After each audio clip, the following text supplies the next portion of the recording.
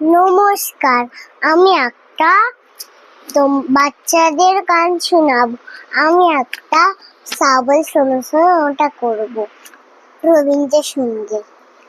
সা বলে শোনো শোনো, রে বলে কি রে, গা বলে গান শোনাতে এসেছে রে, মা বলে মানব যদি সুরে গায়, পা বলে প্রাণ যায় বেসুরতে হায়।